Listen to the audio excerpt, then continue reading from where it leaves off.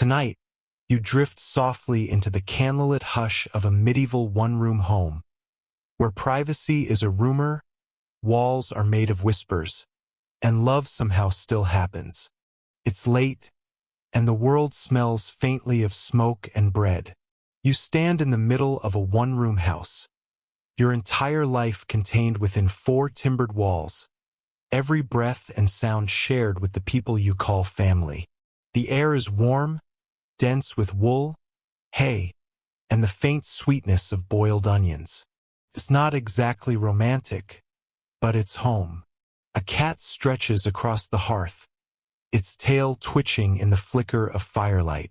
Outside, the wind hums through the thatch. The bed, if you can call it that, is really just a wooden frame with a sack of straw, covered by a coarse wool blanket and a few hopes. Somewhere near your feet, a chicken makes an indignant noise. You sigh. Privacy is a luxury you'll never afford. Your neighbors can hear you breathe through the cracks in the wattle and daub. The family above you shares your attic loft. Their footsteps creak in rhythm to your own heartbeat. If love is supposed to be blind, you think it must also be hard of hearing. Still, people manage. You watch as a husband and wife, middle-aged peasants, share a quiet moment after the evening chores. She stirs the last of the pottage. He mends a boot by candlelight. They barely speak. They don't need to. The silence is its own language, one of exhaustion, familiarity, and something gentler beneath. When their hands brush, the gesture is unremarkable, and yet it feels like the loudest thing in the room. You probably wouldn't make it through this day, not because of war or famine, but because you'd lose your mind without a door to close.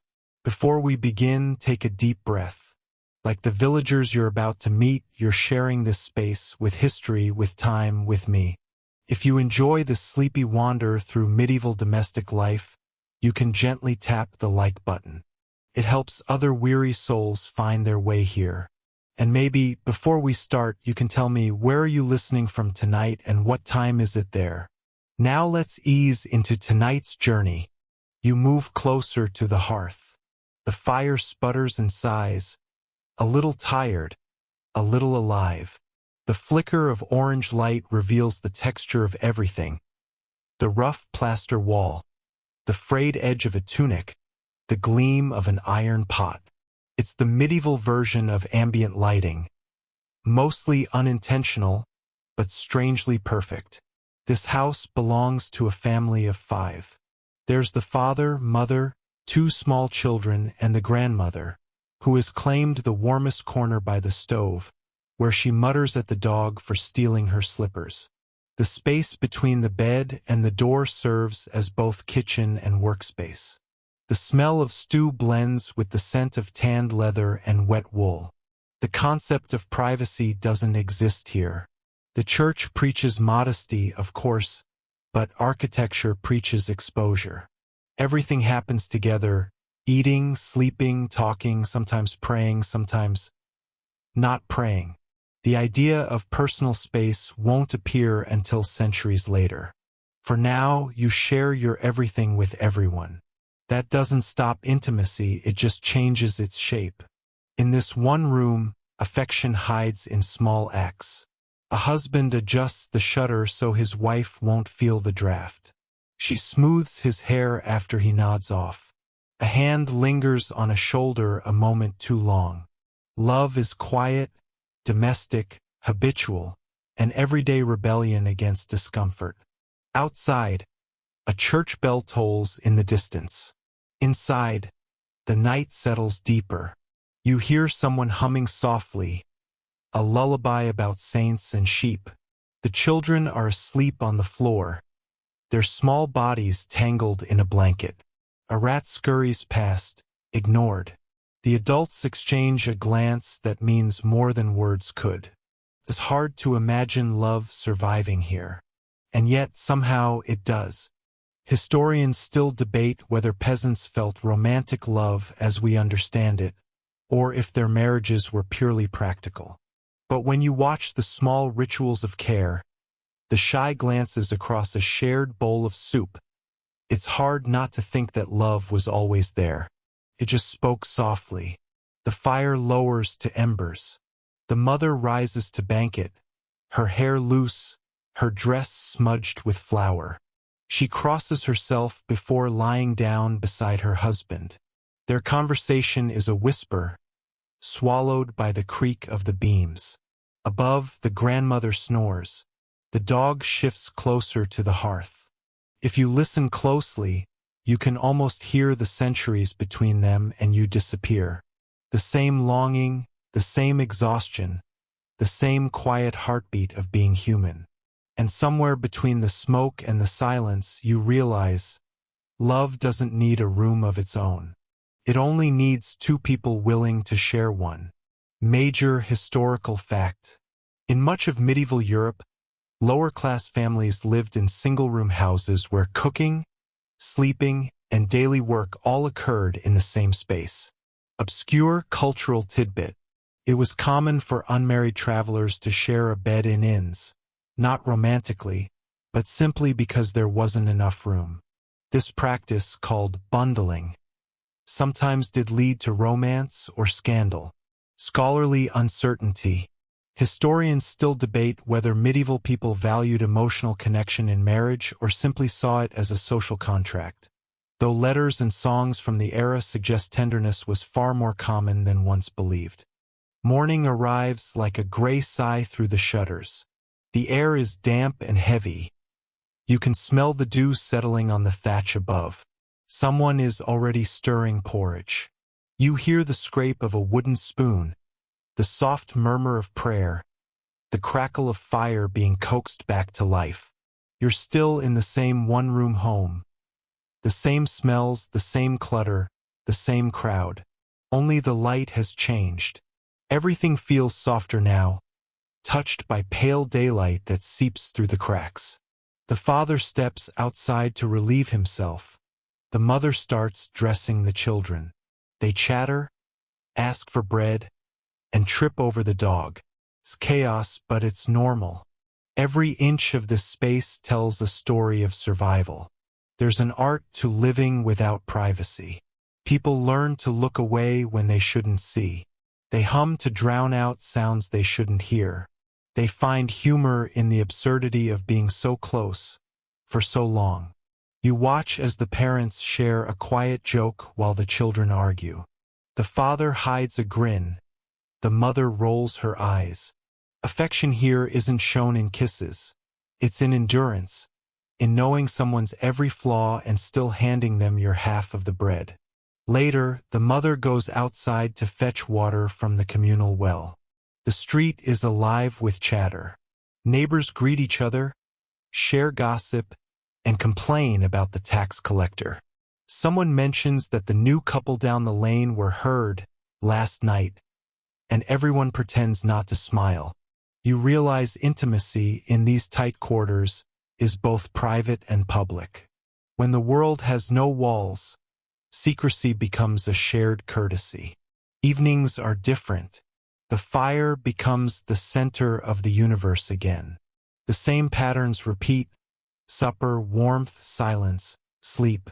And in the quietest hour, when the house finally breathes in unison, love becomes something unspoken and sacred. Maybe they whisper about their hopes. Maybe they don't.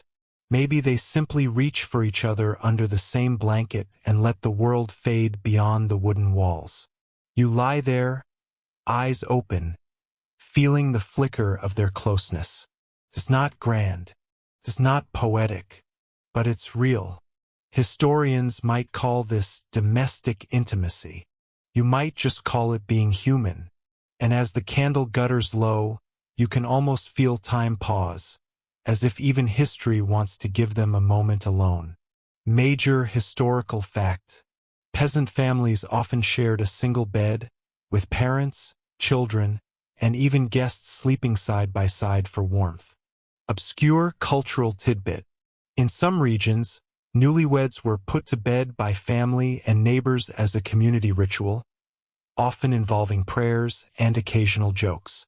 Scholarly uncertainty. It remains unclear how much agency women had in choosing partners across different classes and regions. Records suggest both strict control and quiet rebellion. The sun rises pale and thin, like it's unsure whether to bother with this day at all. You stretch and hear the sounds of the house coming alive, the quiet shuffling of bare feet on packed earth, the scratch of kindling, a rooster who believes himself the most important voice in Europe. You're still in the same one-room home, though it feels somehow smaller now. Morning light has a way of revealing everything. The worn edges of a stool, the patch on the mother's apron, the cobweb that the grandmother insists is decorative. The children are awake, loud and unfiltered, full of questions about things that don't matter and yet somehow do. You notice how love lives quietly in routines. The father ties a ribbon into his daughter's hair, badly, and she giggles at his clumsy fingers. The mother wipes the boy's nose with the corner of her sleeve. There's affection in every small act, hidden under a layer of exhaustion. Outside, the village begins to stir. Smoke curls from a dozen chimneys, mingling with the smell of livestock and bread.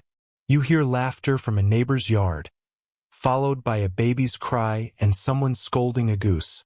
The world is full, chaotic, and very much alive. Privacy still doesn't exist, but there's a rhythm to it now, a learned choreography of glances and silences. People have become experts at pretending not to notice. In the marketplace, you watch couples navigate the social dance of affection. A man buys an extra apple and forgets it on a woman's cart. A baker's apprentice sweeps the same corner 3 times because that's where a certain girl always walks past. It's clumsy, tender, and deeply human. You smile watching them. Romance survives not because it's allowed, but because it's inevitable. Historians still debate whether medieval villagers saw marriage as a personal choice or a practical arrangement. But when you see the way 2 hands brush over a loaf of bread, or how eyes linger just a second too long at the well, it's hard to think it was only about property. There's even humor here, dry and self-preserving. One man jokes that his wife snores like a church organ, and she replies that he drinks like a monk. The laughter that follows feels centuries old, like a ritual for keeping madness away. Evening finds you back in the one-room house. The family is gathered around the fire, again. They share the same meal, the same air, the same everything. The mother hums a tune, the same tune she sang last night. It's not new, but it doesn't need to be. You realize this world is small, yes, but it's also full. There's comfort in knowing every sound, every scent, every heartbeat around you. It's intimacy by proximity, affection by necessity. And maybe that's not so different from now. Major historical fact. In most medieval villages, homes were single multipurpose spaces where families cooked, worked, ate, and slept together. Obscure cultural tidbit. It was common for peasants to heat their houses by keeping livestock indoors overnight, both for warmth and protection. The shared body heat of cows, goats, and even pigs made cold nights bearable, if not fragrant. Scholarly uncertainty. Researchers still debate whether medieval villagers viewed marital intimacy as sinful, natural, or somewhere between. Attitudes varied widely across regions and church doctrines. Night falls again like a slow exhale. The house glows with firelight, gold on wood, soft on faces. You sit near the hearth, watching shadows dance across the beams. It's one of those evenings where everything feels slower. The kind of night where people say less because they've already said everything. The children are asleep, tangled in their blanket nest. The grandmother hums under her breath, her hands folded around a mug of something warm. The mother stitches quietly while her husband repairs a shoe. The rhythm of the needle and the scrape of the awl create a strange kind of lullaby, practical, unintentional, hypnotic. You can feel how closeness has shaped them. They know each other's moods by the sound of breathing. They can sense irritation, affection, or worry before a word is spoken. It's intimacy at its most ordinary, and therefore its most profound. Sometimes, in the middle of the night, when everyone else is asleep, the husband reaches for his wife's hand. It's a small thing, almost invisible, but in a house where privacy doesn't exist, these moments are sacred. The church preaches chastity, of course. The priest speaks often of sin and purity, but everyone knows he's human too. They laugh quietly at his sermons, though respectfully, because laughter is safer than defiance. Still, the church influences everything. Marital intimacy is a duty, not a delight. Children are blessings, but too many can starve a family. You imagine the quiet tension of that contradiction, the balance between faith and survival. Outside, rain begins to fall. It drums softly on the roof, seeps through the thatch in slow, predictable drops. The family shifts closer to the fire. The air smells of damp earth and smoke, and somewhere, beneath all that, something tender. A feeling that doesn't have a name yet. You remember the street you walked past earlier, the one where laughter spilled from every doorway. It's silent now except for the rain. Everyone is inside, together, surviving in unison. Maybe that's what love really is here. Not passion, not drama, but endurance. The quiet agreement to keep living together, even when the room feels too small and the world feels too large. There's a strange peace in that, a simplicity. You close your eyes and imagine the sound of the rain softening into sleep. Major historical fact. The medieval church viewed marital intimacy as permissible only within marriage and often prescribed specific days or times for abstinence. Nearly half the year was considered inappropriate. Obscure cultural tidbit. Some medieval households hung small charms or herbs, like rosemary or vervain, above the bed to encourage fertility and ward off evil spirits. Scholarly uncertainty. Historians disagree on how strictly such church restrictions were followed. Evidence suggests that, outside of clergy oversight, most peasants ignored them entirely. Morning again, gray, soft, the kind that blurs the edge between dream and daylight. You wake to the scent of smoke and rye bread, to the distant clatter of wooden pails in the lane. The one-room house is already stirring. The father is pulling on his boots. The mother kneads dough with the rhythm of habit. The grandmother mutters to herself, half prayer, half grumble. The children argue over a crust of bread, the kind of argument that could last all day and mean nothing at all. It's all part of the rhythm, noise, movement, life in motion. You stretch and notice the smallest things. The draft that sneaks through the corner of the door. The way light slips across the rough-hewn table. The clink of a wooden spoon against the pot. These are the moments that make up centuries, the daily heartbeat of medieval life. You look around and wonder, how did anyone ever find privacy here? How did affection survive under this roof of shared air? Maybe that's the miracle, that it did. You step outside for air. The village is waking too.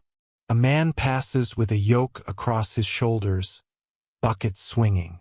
A woman calls to her neighbor about the weather, as if the weather is listening.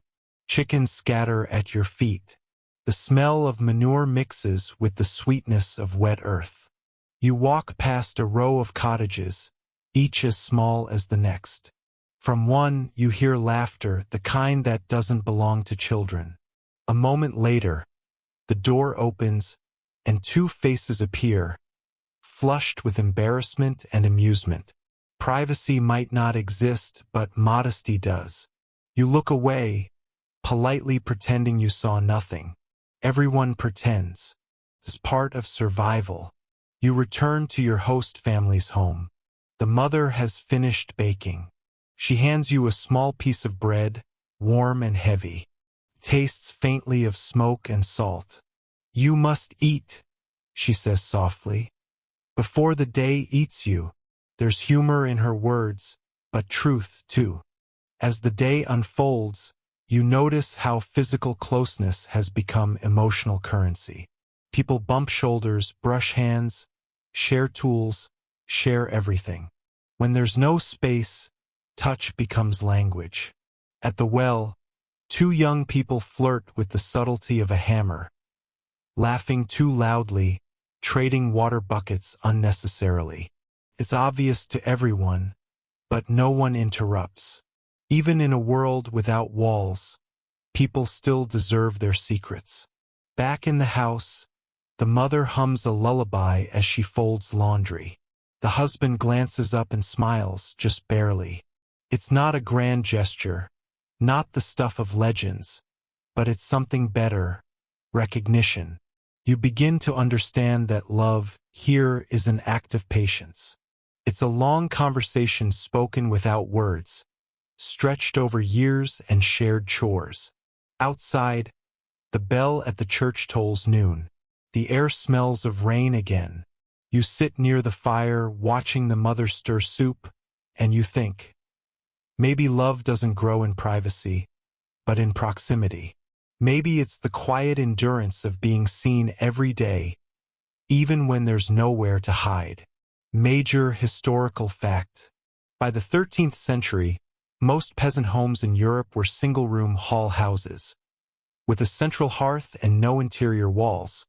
Cooking, sleeping, and living all happened in the same shared space.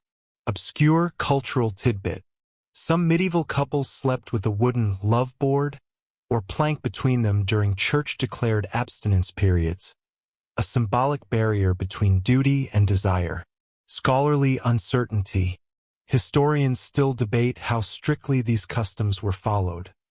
Diaries and confessions suggest most couples found creative loopholes. Evening settles like dust, slow, inevitable, soft at the edges. The room feels smaller again, as if the night presses closer against the walls. You hear the familiar sounds: the fire sighing, the spoon scraping the pot, a child coughing in sleep. The mother's voice hums under it all, weaving through the noise like a thread. The father sits by the fire, carving a handle for a new tool. His movements are steady, deliberate. Across from him, his wife mends a torn shirt by candlelight. Their faces flicker in the glow, tired, calm, connected. There's something sacred in the ordinariness. You watch as she pauses, pricks her finger, and he notices. Without a word, he reaches across the small table, takes her hand, and examines the tiny spot of blood. There's nothing really, a moment that would pass unnoticed in a larger world. But here, in this small room, it feels monumental. Outside, wind rattles the shutters. Inside, warmth and routine cradle the family. You remember how the priest earlier that day warned against temptations of the flesh. His voice still echoes in your mind, lofty, certain, and slightly hypocritical. Everyone had nodded solemnly, of course, but as the mother had whispered afterward, even the saints must have been born somehow. The humor was quiet, but it was also rebellion. Laughter is its own form of resistance.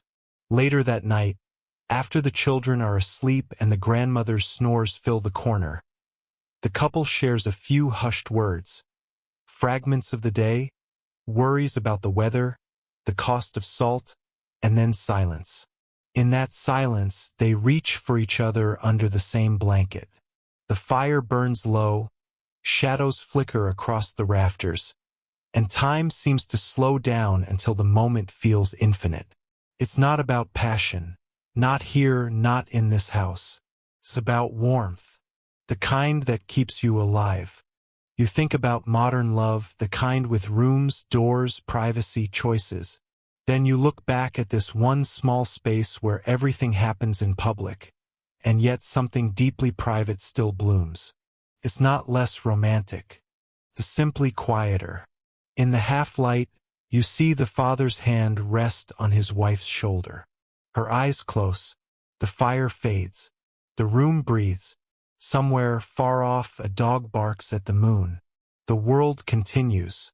But for this moment, it feels as though nothing else exists. Love, you realize, doesn't need silence, it only needs understanding. Major historical fact. Medieval couples often shared sleeping spaces not only with their children but with servants or apprentices. The idea of separate bedrooms didn't become common until the 17th and 18th centuries. Obscure cultural tidbit. In some English and Scandinavian regions, young couples practiced bundling, sharing a bed fully clothed, sometimes with a wooden divider, as a test of restraint and compatibility. Scholarly uncertainty. There's debate among historians about whether bundling was truly innocent or simply tolerated premarital intimacy disguised as tradition. The rooster doesn't so much crow as declare a small war with the dawn. You wake again to the familiar symphony, the grandmother's muttering, the children's feet thudding across the wooden floor, the scrape of the ladle in the soup pot. The one-room home is awake before the sun even decides to commit to the sky. You roll over on your straw mattress, brush off a few stray feathers, and wonder, is this routine or ritual? Maybe both. In the Middle Ages, repetition was survival. Each day a copy of the one before, slightly more worn around the edges. Outside, mist lies low over the fields, curling around the fence posts like breath. The air smells of peat smoke and wet wool. Somewhere, someone is already hammering at a forge, a dull rhythmic heartbeat that carries across the village. You stretch and join the slow tide of morning chores. Buckets, bread, animals, always in that order. The mother hands you a small knife to trim herbs near the window, and as you cut thyme and sage, she tells you how she met her husband. It wasn't romantic, or maybe it was, in a way. Their parents arranged it, a practical exchange of fields and favors. She'd been 15, terrified, and too shy to speak during the ceremony. He dropped the wedding ring in the mud, stammered, and turned as red as boiled wine. And yet, she says, over time something gentle grew. Affection, respect, familiarity. Love, she shrugs, is like bread. You make it fresh every day, or it goes stale. You smile. It's a better metaphor than most poets manage. Later, while the family tends to the goats, you notice a young couple in the neighboring field. They're supposed to be weeding, but their hands keep finding each other's. Their laughter rises softly, almost afraid to be heard. The girl's cheeks are flushed. The boy pretends to swat flies to disguise his grin. Medieval romance, it seems, finds its way even among mud and monotony. At midday, the priest passes by, offering blessings to households preparing for Lent. The mother bows her head respectfully. The father does too, though with the expression of a man being reminded to behave during the only time of year he truly doesn't want to. Once he's gone, the grandmother mutters. He blesses everything but his own temper. Everyone pretends not to laugh. Pretending, as always, is part of piety.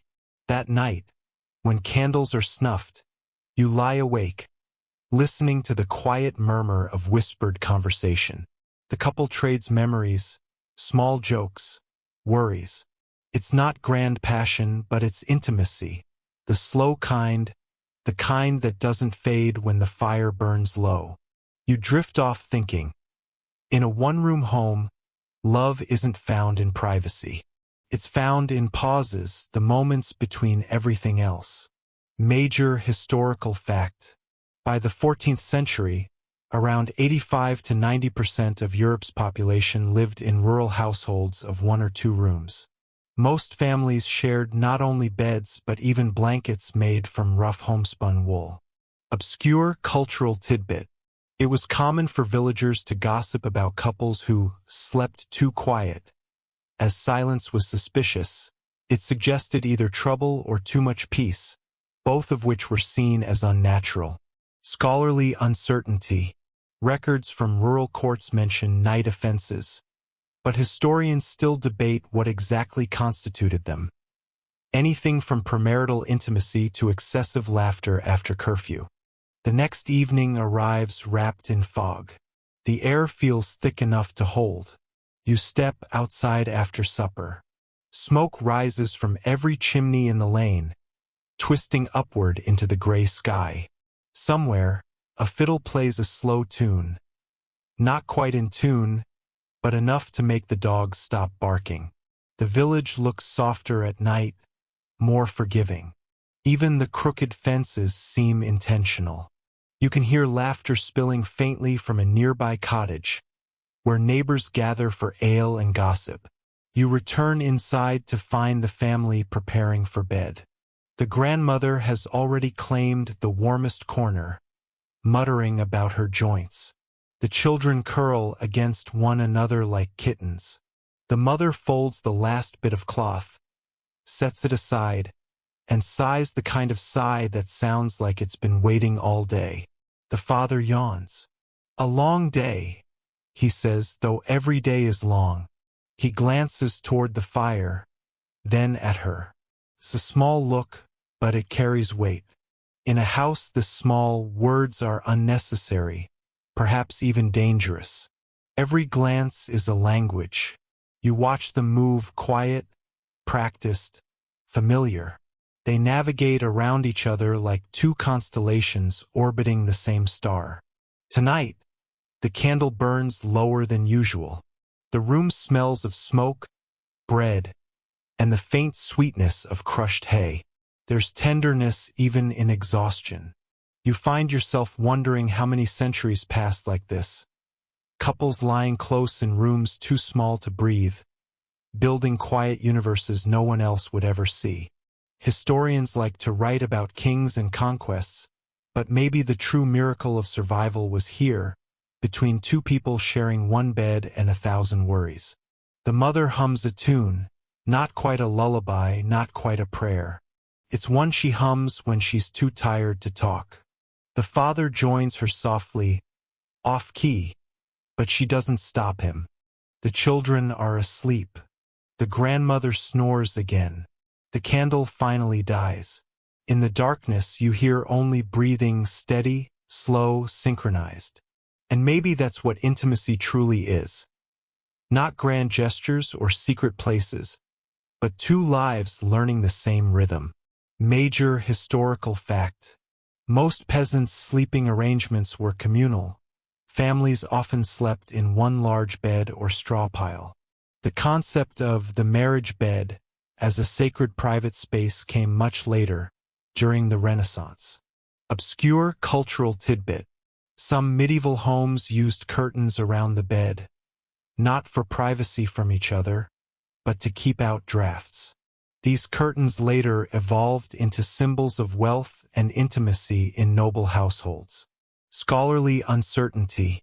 There's debate among anthropologists about whether these sleeping customs shaped emotional bonds differently, creating closer family ties but less personal autonomy. Morning again, though you wouldn't know it by the light, only by the sound. Someone stirs the fire. Someone else coughs. The house wakes not in a rush, but in a slow, groggy wave of small domestic noises. Wool creaking under weight, spoons clinking against earthenware bowls, a rooster outside announcing his own importance. You stretch or try to, but your shoulders meet the limits of space. The one-room house feels even smaller today, the walls closing in not out of malice, but because they're simply tired of holding everyone's lives at once. The father is lacing his boots, muttering about a cart that needs mending. The mother kneads dough at the table, her hands moving rhythmically, the way they've done every day since before she could speak. The grandmother hums something ancient, a melody older than the village, perhaps older than the language itself. You step outside to breathe. The air is damp, as if the world just finished crying. The dirt road glistens faintly. From the next cottage, a baby wails, answered by the soft, patient voice of its mother. You can't help but think, this soundscape, this domestic symphony, might have been identical across thousands of households across centuries. The same song on repeat. Inside, the couple shares a look, one that passes too quickly for the children to notice. It's half conspiracy, half comfort. After breakfast, the day divides them. He heads toward the field, she to the stream with baskets of laundry. The children chase each other toward the churchyard, where daisies and trouble both tend to grow freely. When you follow the mother down to the stream, the world seems wider again. The water runs fast, chattering over stones, carrying away what the house cannot. She scrubs each garment with the kind of intensity reserved for both duty and meditation.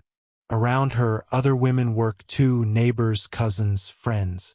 The air is thick with gossip disguised as practical talk. Someone mentions the miller's daughter, how she was seen talking to the cooper behind the barn after dark. Another adds that talking may not have been the only thing exchanged. The laughter that follows is soft but knowing. Here, intimacy isn't private. It ripples through conversation like the stream itself, half whispered, half understood. You realize that privacy was never a condition of love, only a luxury of architecture. By noon, the washing is done, and the women wring out the clothes, spread them over bushes and ropes, and sigh. The air smells of soaproot and sunshine.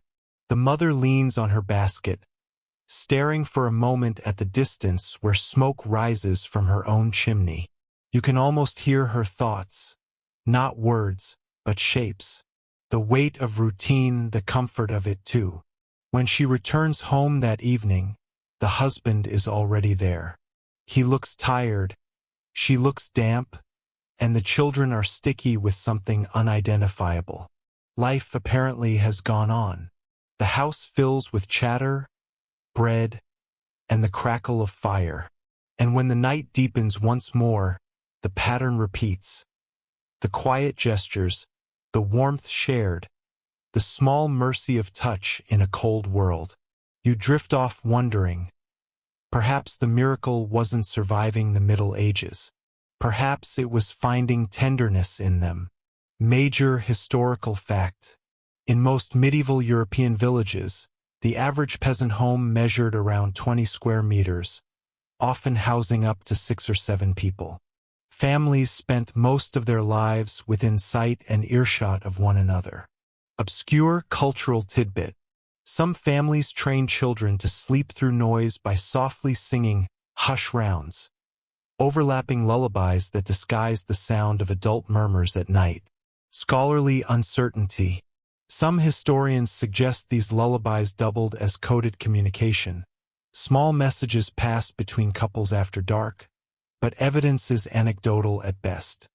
The next few days drift together like mist. Every morning feels slightly more familiar, slightly less startling. The rhythm of village life seeps into your bones. Sunrise, smoke, bread, work, laughter, sleep. You start to see the small shifts, the father's limp improving, the mother's hands rougher from cold, the children's growing confidence in mischief. Even the grandmother's snores have developed a kind of cadence, like a nightly sermon in their own language. One evening, the family hosts a small gathering. It isn't a feast. No one has the means for that, but a modest excuse to share ale and warmth with neighbors. The door stays open, and one by one, people trickle in. A shepherd with wind-burned cheeks, a widow carrying turnips, a boy with a lute missing 2 strings. The room fills with laughter and the soft hum of voices. The father pours ale into wooden cups. The mother passes out bread. And someone starts a story about a knight who fell asleep during his own wedding. You listen, half drowsy, half delighted. The details are absurd. The knight, apparently, mistook his bride's veil for a bedsheet. But the laughter that follows feels genuine. In a world as heavy as this one, humor is a form of rebellion. When the lute boy plays, the notes are uneven but tender. Couples exchange glances across the room. Some lean closer. The firelight flickers over their faces, turning wrinkles into gold, shadows into secrets. For a few hours, it feels like the entire village breathes in sync. Later, when the guests leave, the mother and father sit quietly by the dying fire. The silence between them is thick with shared exhaustion, but also contentment. They've made it through another day, another winter, another year of small miracles. He reaches for her hand, not as an announcement but as a habit. She squeezes it once, as if to say, "I'm still here." You lie back on your straw mattress, listening to the faint creak of the roof and the whisper of the wind against the shutters. The world outside is endless, but this little space, crowded, cluttered, imperfect, feels enough. You think about all the ways love survives without privacy, without wealth, without certainty. And you realize, people didn't find intimacy in spite of their world. They found it through it. The lack of space forced closeness. The lack of luxury made tenderness a choice. As you drift toward sleep, you hear the mother's quiet laughter again, soft as linen folding.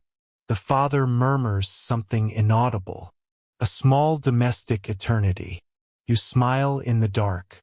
Maybe you think that's the secret. Love doesn't bloom in silence. It hums through the noise. Major historical fact.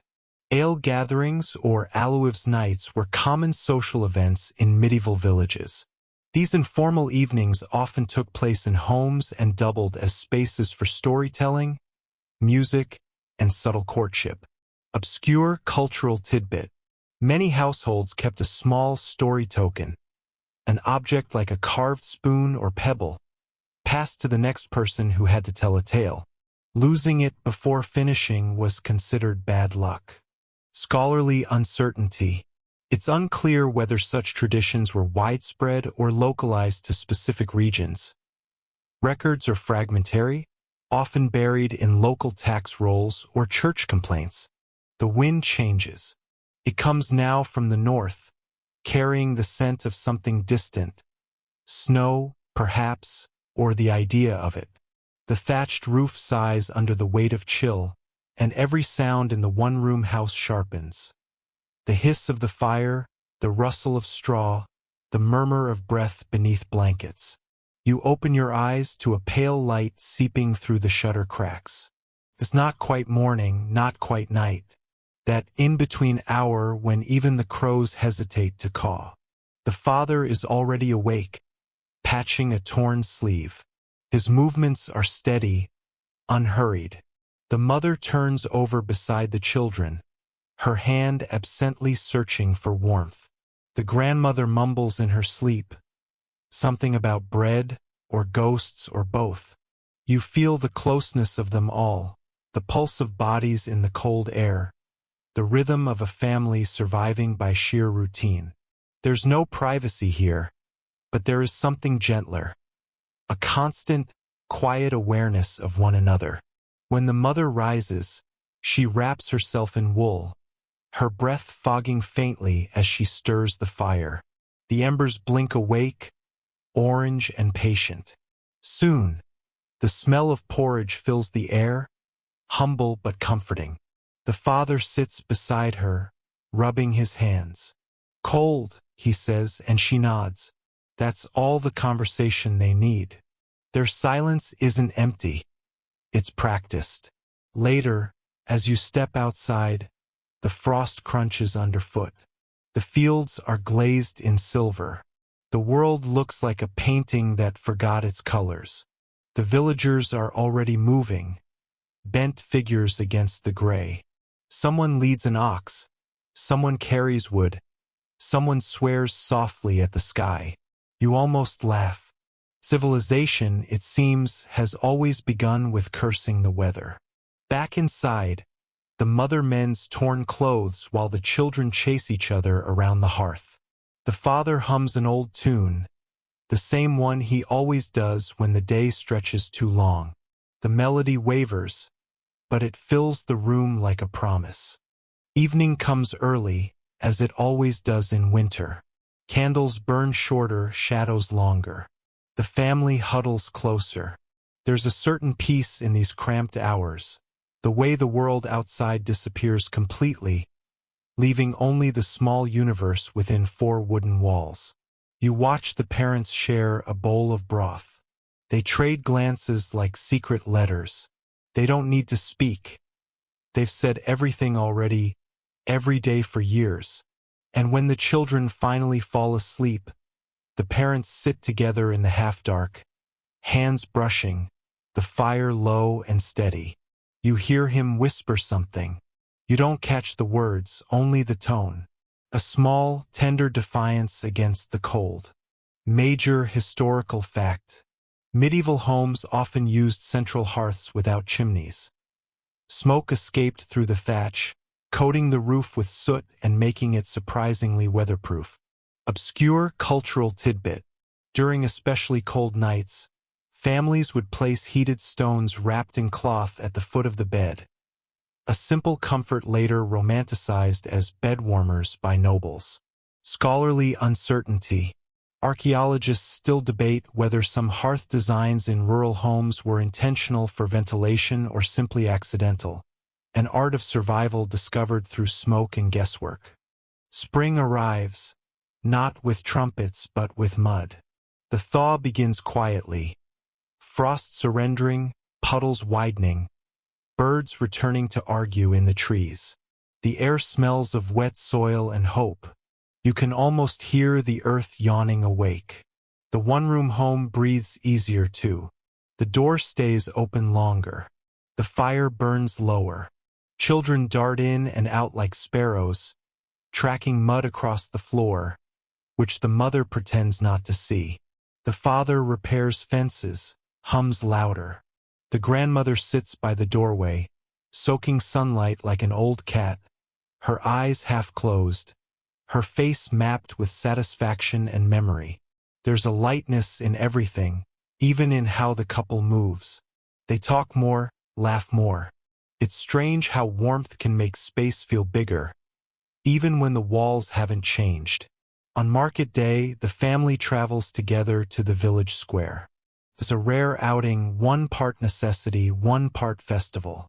The road winds between green fields, past other cottages, past gossip carried on the wind. When you arrive, the square is alive. Traders shouting prices, children chasing dogs, monks lecturing no one in particular. The smell of fish, sweat, and honeyed bread mingles into something nearly edible. The mother lingers by a stall selling ribbons. She touches a blue one, the color of river ice. For a moment she looks younger. The father notices, smiles, and without a word, buys it. He tucks it into her hand like a secret. She laughs softly, embarrassed, but she ties it in her hair anyway. You'd think after years together gestures would fade. But in their world, small kindnesses are revolutions. That night, back home, the ribbon catches the firelight as she bends to stir the pot. The children whisper about it, giggling, teasing. The grandmother smirks knowingly. The father pretends not to hear. He's too busy whittling something, maybe a toy, maybe nothing.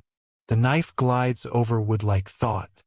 When everyone finally sleeps, you watch the ribbon resting near her pillow, blue against coarse linen. A small, quiet beauty. Outside, frogs sing in puddles. Somewhere a dog barks, then forgets why. The world is noisy again, gloriously, chaotically alive. And for the first time in months, the couple doesn't need to whisper. Their laughter rises softly in the dark, folding into the night like a prayer that doesn't ask for anything. Major historical fact: ribbons, beads, and colored cloth were among the most affordable luxuries in medieval markets. A bright ribbon could signify affection, prosperity, or simply good fortune, depending on the color and occasion. Obscure cultural tidbit: in some villages, blue ribbons were thought to ward off envy, while green ones brought fertility and good harvests. Superstition, fashion, and love language all woven together. Scholarly uncertainty: historians debate whether such small market purchases held consistent symbolic meaning or varied entirely by region and rumor. Rain again. Not the gentle kind that patters like a lullaby, but the stubborn, sideways rain that seeps into everything. Wood, wool, patience. The one-room home darkens under it, the sound of droplets drumming on the thatch like 1,000 tiny, bored musicians. You sit by the small window, watching the world dissolve into mist. Chickens sulk under the eaves, a goat looks personally offended, and somewhere in the distance a man shouts at the weather as though it might listen this time. Inside, the air smells of damp and boiled onions. The family goes about their day in a kind of soft, resigned harmony. The grandmother knits, her lips moving in rhythm with her hands. The children draw faces in the soot on the wall. The father sharpens his scythe, each stroke steady, careful. The mother hums as she stirs a pot, the tune so faint it could almost be part of the rain itself.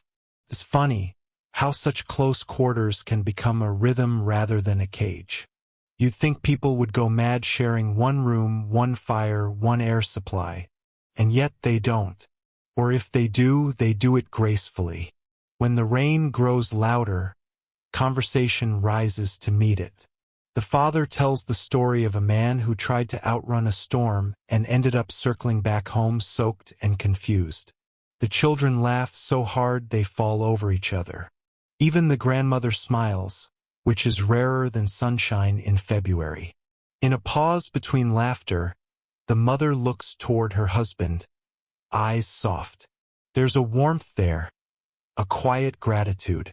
They may have nothing but this room, but somehow it's enough. Later that night, the rain slows to a whisper. The fire burns low. You watch shadows dance across the beams. See how they stretch and curl like living things. The family settles into their sleeping arrangements, the children in a tangle, the parents side by side.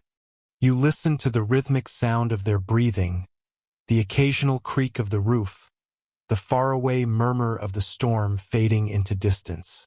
And you think perhaps true intimacy is forged not in passion, but in weathering long storms together. Major historical fact: medieval European homes were often poorly insulated and prone to dampness. Thatched roofs leaked, walls absorbed moisture, and even fires struggled to stay lit during long rains. Obscure cultural tidbit: it was common to hang sprigs of rosemary or lavender from beams to keep the air sweet and ward off illness. An early, fragrant attempt at domestic medicine. Scholarly uncertainty: researchers still debate how effective these herbs were at disinfecting small living spaces. Their benefit may have been more psychological than medicinal. Summer arrives without warning. One morning the air simply decides to be warm again. You wake to the smell of grass, not smoke. The window is open, and sunlight spills through like gold poured from a jug. Outside, the village hums. A softer kind of busy, content rather than desperate. The one-room home has transformed. The family moves slower now, unburdened by cold. The grandmother sits outside, feet in the dust, basking like a cat. The father hums as he mends a fence. The mother kneads dough with the door open, her sleeves rolled high, a streak of flour on her cheek. You step into the yard and feel the sun on your skin, real warmth at last. The children chase a chicken with theatrical determination, both parties equally confused about the rules of the game. The father looks up, laughing. "Let them tire themselves before supper," he says. And then, almost as an afterthought, "Let's live like it's not borrowed." The mother smiles, though her eyes flicker with something older than joy, awareness. Maybe. In this century, even happiness carries a hint of caution. Later, they all walk to the river. The path is lined with wildflowers, buzzing with bees. The air hums. The river's reflection looks more like sky than water. The family washes, laughs, plays, each movement unguarded. The children splash until they're soaked. The father dunks his head under, resurfacing with a grin. The mother floats for a moment, eyes closed, the ribbon still tied in her hair like a promise that somehow survived the winter. When they return home, the sun is low and the house glows with it. Supper is simple but abundant: fresh bread, herbs, goat's milk, a hint of honey. The air smells of baking and grass and fatigue. Afterward, the father produces something small from behind his back, a carved wooden bird, its wings spread mid-flight. He sets it on the table. "A gift," he says quietly, "for no reason at all." The mother laughs, a little startled, a little moved. She traces the smooth curve of its wings. "You'll spoil me," she says, though her voice betrays her delight. And maybe that's the truest kind of wealth, to have nothing but still give something. When the night finally comes, the door stays open. The world is wide again, and so are they. Major historical fact. By summer, rural households relied on small vegetable gardens for sustenance, often tended primarily by women. Crops like leeks, onions, and herbs formed the backbone of daily meals. Obscure cultural tidbit. Some families carved small wooden charms, birds, hearts, or fish, to hang over doorways as tokens of protection or affection. These carvings later evolved into the folk art scene in Northern Europe. Scholarly uncertainty. It's debated whether these carved symbols were primarily decorative or had ritual significance. Traces of paganism blending quietly into Christian households. The long days stretch lazily, like a cat in sunlight. By now, you know the rhythm of the house by heart. When the first stir of dawn happens, when the bread begins to rise, when the children's laughter begins its climb toward chaos. But summer slows everything. Even time feels heavier, draped over the day like linen on a line. The air hums with the low murmur of bees and the chatter of sparrows arguing about absolutely nothing. The father's shirt sticks to his back as he works the field. The mother hums as she tends the garden, her voice rising and falling like the wind through tall grass. It's harvest season's prelude, that brief window when life is full but calm, when the earth gives without yet demanding repayment. The one-room home, for once, feels almost luxurious. At midday, the family eats outside, under the half-shade of an old willow. The grandmother sits nearby, turning her face toward the sun, as if it were an old friend she doesn't fully trust. The father eats in silence, lost in thought. The mother sprinkles salt over the bread, careful not to waste a grain. You notice how their hands brush now without self-consciousness, how they lean slightly toward one another even in stillness. Proximity has become its own form of affection. Later, as dusk begins to gather, the father tells stories, not of knights or saints this time, but of his own youth. How he once tried to court a girl by catching her a rabbit, only to accidentally chase it into the church during Massachusetts. The children shriek with laughter. The mother rolls her eyes, pretending disapproval, but her smile gives her away. It's strange how laughter can fill a space bigger than walls, how it lingers long after sound fades. That night, the couple sits outside the doorway, watching the fireflies blink across the fields. Their hands rest together on the threshold, neither inside nor out.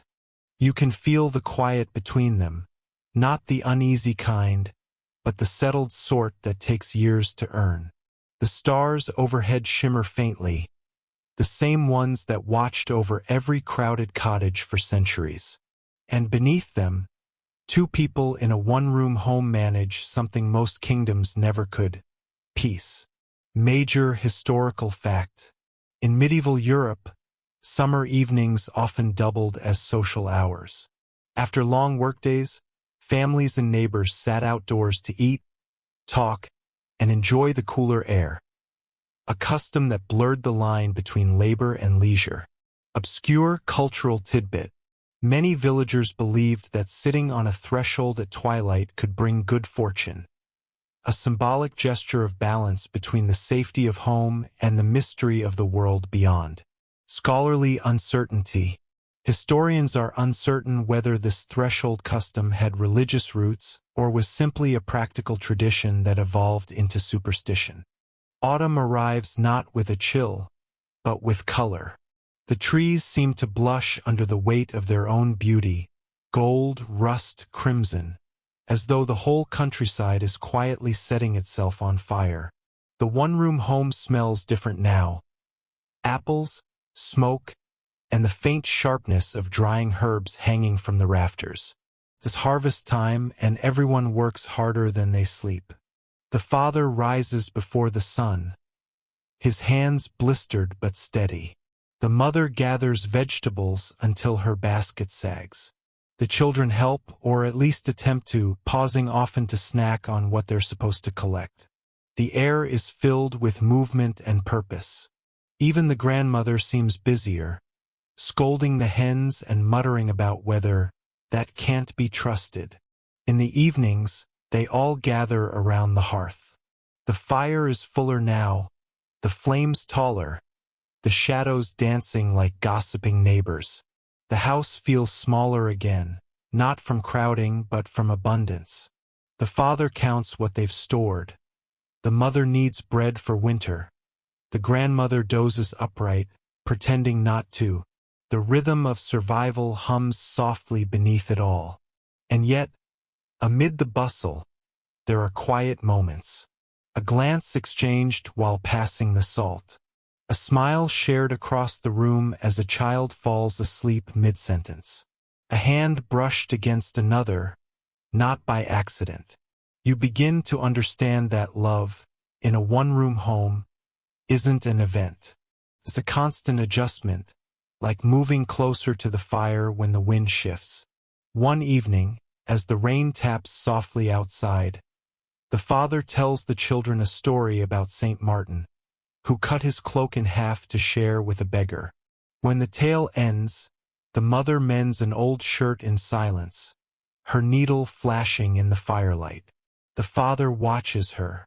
You can tell he's thinking the same thing you are, that she's been giving her half of the cloak for years now, in work, in care, in love that asks nothing in return. When the children fall asleep, the parents linger a while longer. The fire crackles low.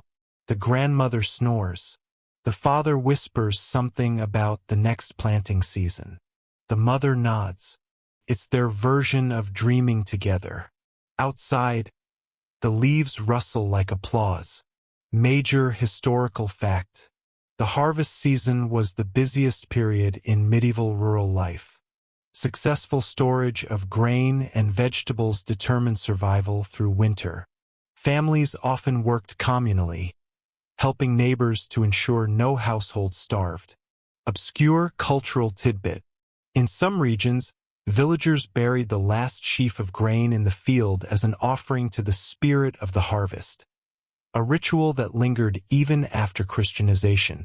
Scholarly uncertainty. Archaeologists still debate whether these harvest offerings symbolized fertility, gratitude, or a lingering form of pre-Christian worship. Winter creeps in quietly, first as mist on the grass, then as frost on the roof beams, then as a cold that refuses to leave. You wake one morning and realize that the world has gone still. Even the birds have stopped their endless commentary. The fields outside look like they've been painted in sleep. Soft whites, muted grays, the faint blue of faraway smoke. Inside the one-room home, every movement now feels deliberate. The fire is tended like a living creature, coaxed, fed, and guarded. The family sleeps closer together. The father snores. The children twitch in dreams. The mother's breathing stays steady, rhythmic, anchoring the room. The walls hold everything: warmth, laughter, sighs, the faint smell of drying onions, even the ghosts of last summer's laughter. You can almost hear the house remembering things. The days shrink, the nights stretch. The rhythm changes. There's more talking, more singing, more staring into the flames. There's also more silence, but it's not uncomfortable. It's a silence that says, "We've survived so far." And intimacy takes a different shape here. It's not the fleeting whisper of summer or the hush of stolen moments. It's the constant companionship of endurance. A glance across the fire that says, wordlessly, "We'll make it to spring." Sometimes, when the wind howls too loudly, the mother hums an old lullaby. The words are strange, half forgotten, but the melody lingers like a heartbeat under the floorboards. The father listens with eyes closed. The children lean into one another, faces warmed by the glow. The grandmother mutters a prayer, or maybe she's just arguing with the wind again. It's strange how small spaces can hold such vast quiet. You feel the rhythm of the house settle into something ancient. It's the same pattern that's repeated across centuries. Work, warmth, worry, waiting. Somewhere out there, in another century, someone will light another fire and listen to the same kind of song. And they'll sit the same way, shoulder to shoulder, not because it's romantic, but because it's survival. Still, survival has its tenderness too. Major historical fact. In medieval Europe, families often spent winters almost entirely indoors, especially in northern climates. Limited daylight and poor insulation meant that daily life revolved around the hearth, a literal and social center of the home. Obscure cultural tidbit. Some households placed bits of evergreen or herbs above the hearth to keep away melancholy, an early folk remedy for seasonal sadness. Scholarly uncertainty. It's unclear whether these herbs were seen as symbolic or medicinal, but many scholars believe it reflected an intuitive awareness of mood and scent as comforts during confinement. By late winter, you've memorized every creak in the floorboards. The snow outside begins to soften at the edges, revealing little hints of the world returning. A patch of mud, a stubborn sprig of green, the distant sound of running water. Inside, however, time still drips slowly, like wax from a candle. The family grows restless. The children argue more often. The father sharpens tools that don't really need sharpening. The mother sighs while mending clothes that no one has yet torn. The air itself feels cramped, filled with waiting. And yet, even here, in this lull between exhaustion and hope, the human heart finds small rebellions. One evening, after the children have fallen asleep, the mother produces something unexpected. A small sprig of lavender she'd hidden since summer. She drops it into a cup of warm water and hands it to her husband. "For dreaming," she says simply. He smiles, a rare, quiet thing, and drinks. The scent fills the room like a memory of sunlight. For a moment, you can almost feel warmth again. The walls don't seem so close. The fire doesn't seem so small. They sit together in silence, the kind of silence that doesn't need words. The lavender burns faintly in the cup, the smell curling upward like a prayer. Later, when they finally lie down, the father's arm rests gently over her waist. The gesture isn't grand or cinematic, just honest. The kind of touch that says, "I'm still here." The wind presses against the shutters, testing them. The embers fade to orange, then to red. The mother's breathing steadies. The father's follows soon after. And for a few hours, brief, borrowed hours, the world outside ceases to exist. When morning comes, the thaw has truly begun. Drops of water fall from the roof in a slow rhythm, like a ticking clock made of spring. The children race outside, shrieking at the slush, and the father laughs out loud, an unguarded sound that startles even him. The grandmother clucks about catching death, but can't hide her smile. The mother opens the door wide, letting the first fresh air of the season fill the house. The smells of mud, cold, and possibility. You realize then that even in the most crowded, confined homes, freedom was never about space. It was about breath, shared, uneven, precious. Major historical fact. Dried herbs such as lavender, rosemary, and mint were treasured in medieval households not only for medicine but for their scents, believed to promote sleep and calm. Obscure cultural tidbit. Lavender water was sometimes used as a mild disinfectant and dream aid, especially among women who couldn't afford rare imported oils. Scholarly uncertainty. While records mention herbal sleep drafts, historians debate whether these were truly soporific or simply comforting rituals against insomnia. A reminder that placebo and tenderness often overlap.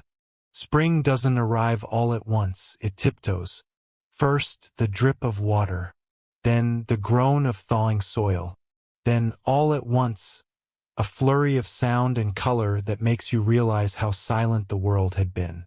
The fields darken with wet earth. The sky softens from steel to pearl. The one-room home feels suddenly too small for all the life inside it. The family moves in and out like tides, cleaning, patching, mending. The father repairs a broken cartwheel. The mother scrubs the wooden floor until it smells faintly of pine. The children chase each other with sticks pretending to be swords, their laughter bouncing off the rafters. Even the grandmother hums again, though she insists it's just to drown out the noise. There's a sense of motion now, a stirring energy that wakes both body and spirit. You notice it in the way the father stands taller, in the way the mother tucks her hair behind her ear and smiles at nothing in particular. And in the midst of chores, there's time for quiet kindness. The father leaves the best loaf of bread for her. She mends his gloves without being asked. These small gestures, like seeds, begin to sprout into something invisible yet immense. At night, they open the door to let the soft air in. The fire burns smaller now, content to rest. The children sleep deeply, spent from play. The grandmother murmurs about her own childhood springs, when people believed that rain on Easter meant good crops. You hear the faint bells of a nearby church. The sound carries through the air like memory itself, distant but familiar. You imagine that somewhere, another family just like this one is hearing the same sound, breathing the same air, feeling the same strange relief of still being here. And that's what spring really means, isn't it? Survival turning quietly into living again. Major historical fact. Spring cleaning has ancient roots. Medieval households truly did scrub walls, floors, and rafters after winter. Smoke from months of hearth fires coated everything in soot, so fresh air and sunlight were treated like blessings. Obscure cultural tidbit. Some families placed a bowl of milk outside on the first spring night as a gift for the small folk, unseen household spirits who were believed to help keep mischief away. Scholarly uncertainty. Historians still debate whether this practice was a lingering pagan custom or simply a quaint superstition kept alive out of habit and comfort. The seasons have circled back to where they began. The one-room home, though humble, feels full of history now. Not just years, but moments. The laughter of children, the rhythm of hands working, the sigh of sleep. It's as if the walls themselves have learned how to breathe. The father still rises early, but with less haste. The mother still hums, but now with contentment rather than fatigue. The grandmother's stories have softened at the edges, retold so many times that even her exaggerations feel like truth. The children are taller, louder, endlessly curious. One has built a private room out of a blanket and chair, and everyone respects it, mostly. And the couple? They are quieter now, but the silence between them has grown rich and full. It's the silence of shared endurance, of understanding built word by word, winter by winter. When they sit together in the doorway, watching the sunset melt across the fields, there's no need for conversation. The world hums around them. Frogs croaking, wind brushing the grass, the faint rustle of their children whispering inside. You can almost feel the house exhale. They've made it through hunger, through cold, through noise and narrow space, through too many people and never enough privacy, through the beautiful, exhausting closeness of medieval life. And somehow they've managed to find tenderness in it. Because that's what intimacy was, in a one-room home. Not grand gestures, not stolen moments under stars, but the steady, patient art of sharing everything. The air, the bed, the dreams, the burdens. You think of all the lives that passed this way, thousands of families, thousands of nights spent under the same low roof, whispering the same quiet words before sleep. And you realize that privacy might be a modern luxury, but love, real, durable, practical love, was born in places just like this. And now, as you rest here, in this small home that somehow holds the whole world, the story slows. The fire dwindles to embers. The walls seem to sigh. The father's steady breathing merges with the whisper of wind through the shutters. Somewhere, an owl calls, soft and lonely, the kind of sound that reminds you how ancient the night truly is. You picture the flicker of candlelight gliding over worn wood, over sleeping faces, over the gentle rise and fall of breath. You feel the weight of history pressing not as heaviness, but as warmth, a reminder that people have always endured the closeness of life, the noise, the need, the impossible love of small spaces. You imagine the quiet stretch of dawn arriving soon, brushing the window with pale light. Another day will begin the same as before. Someone will yawn, stretch, and light the fire again. Someone will hum softly while kneading bread. Someone will look at someone else and smile, half asleep, half alive. And though the centuries have changed, the rhythm hasn't. The closeness remains. The sound of a shared room, a shared life, a shared breath, echoing from then to now. So let yourself rest, too. You've walked through the seasons, through noise and silence, through hardship and tenderness. You've lived inside the walls of an ancient house, felt the heartbeat of ordinary people long gone, and yet, somehow, still here. Now the fire fades, the voices soften, the story exhales. You can close your eyes. You can let the night take over. Sleep comes easily when you know that even in the smallest rooms of history, there was always enough space for love.